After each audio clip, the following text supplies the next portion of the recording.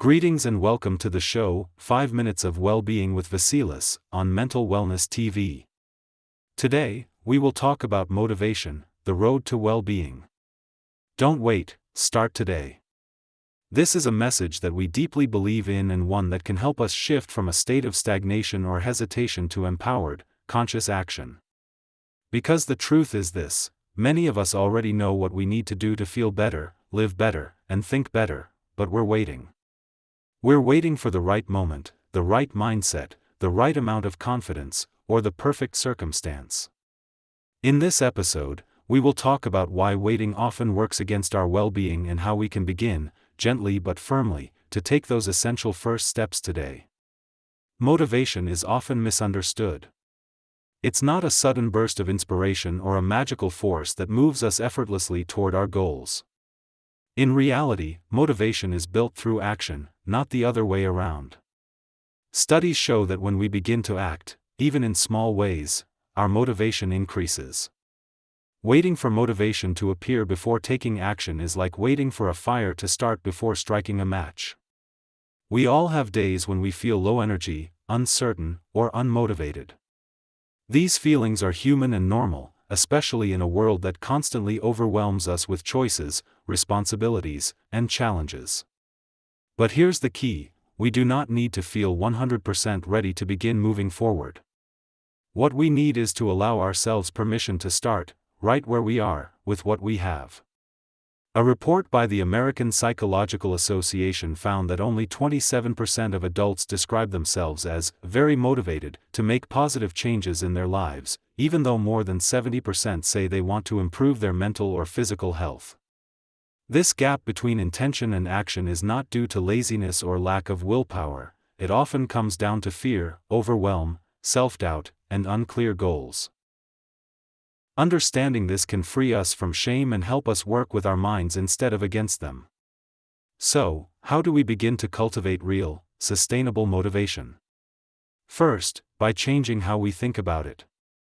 Instead of waiting for a wave of inspiration to push us into action, we can commit to taking small, intentional steps.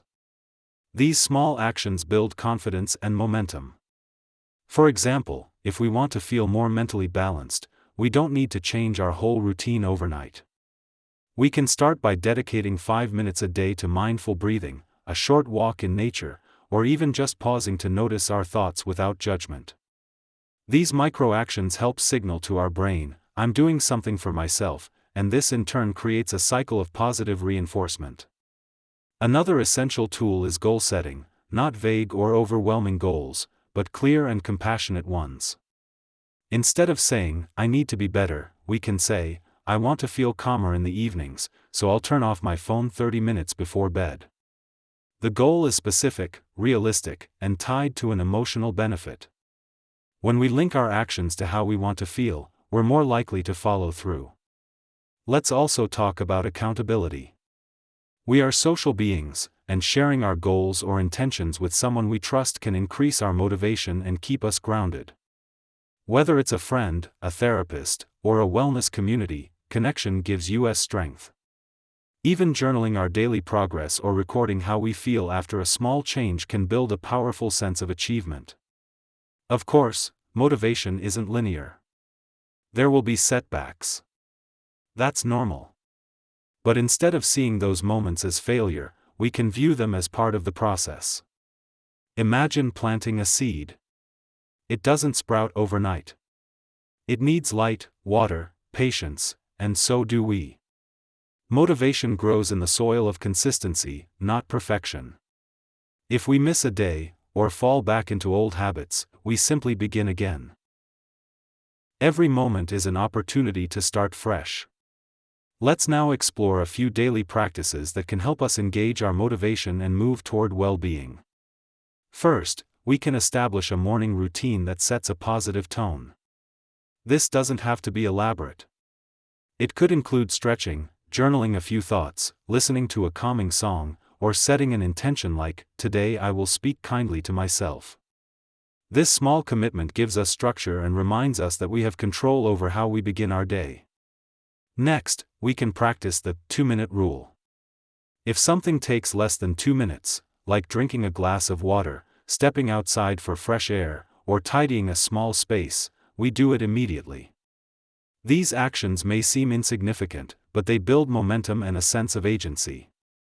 When we take action, we shift from passivity to participation in our own life.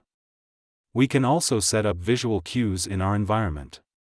For instance, placing a sticky note on our mirror that says, "You're doing enough," or keeping a journal on the nightstand as a gentle reminder to reflect. These cues become part of our supportive environment and can motivate us even on days when our internal energy feels low. Scientific research backs these ideas. According to a 2016 study published in the journal Motivation and Emotion, people who engage in implementation intentions, specific action plans tied to a goal, are significantly more likely to achieve those goals. Another study in the Journal of Behavioral Medicine found that individuals who incorporated a daily gratitude practice reported higher levels of motivation, optimism, and emotional resilience. Additionally, neuroscience tells us that taking even a small step toward a goal activates the brain's reward system, releasing dopamine, a neurotransmitter associated with pleasure and drive. This means that action creates motivation, not the other way around. Understanding the biology behind motivation helps us treat ourselves with more compassion. It reminds us that we're not broken if we don't wake up every day bursting with energy. We are human. Our motivation fluctuates with our mental state, our physical health, our environment, and even the season. What matters is not that we're always inspired, but that we choose to move forward anyway, with grace, flexibility, and kindness. Let's also talk about barriers, because motivation doesn't exist in a vacuum. Mental health challenges such as anxiety, depression, or burnout can significantly impact our ability to take action. That's why it's so important to acknowledge where we are without judgment. If we're struggling, the most courageous step we can take might simply be asking for help. That too is motivation in action. Seeking therapy, taking a mental health day, or talking openly about our struggles are not signs of weakness but of deep inner strength. Now, as we begin to wrap up today's episode, let's remember the core truth: motivation is not something we wait for. It's something we create, step by step, through conscious, compassionate action. We all have within us the power to make meaningful changes, not all at once, not perfectly, but steadily. Each small step we take is an act of self-respect and courage. Each time we choose to begin again, we reinforce a new pattern, a new possibility. We invite each of you to take a moment today to reflect on one small action you can take toward your own well-being. Maybe it's drinking more water, sending that message you've been avoiding, taking a deep breath before reacting, or writing down your thoughts. Whatever it is, do it not because you have to be perfect, but because you deserve to feel connected, capable, and alive. Here concludes today's presentation on motivation, the road to well-being. Don't wait, start today. We thank you for being with us and for taking the time to invest in your mental wellness. If there are any topics or questions you would like us to explore in future episodes, we encourage you to send them in. We will make sure to cover the subjects that matter most to you in upcoming sessions. And finally, we invite you to visit our website, where you'll find a wide range of expert-curated resources in our dedicated collections, videos, guided practices, and tools designed to help you go deeper in your well-being journey. If you'd like to take it a step deeper, feel free to explore our dedicated collections. Thank you again for joining us here on Mental Wellness TV. Until next time, take care of your body, your mind, and your heart, and remember, you don't have to wait for the perfect moment. The perfect moment is now.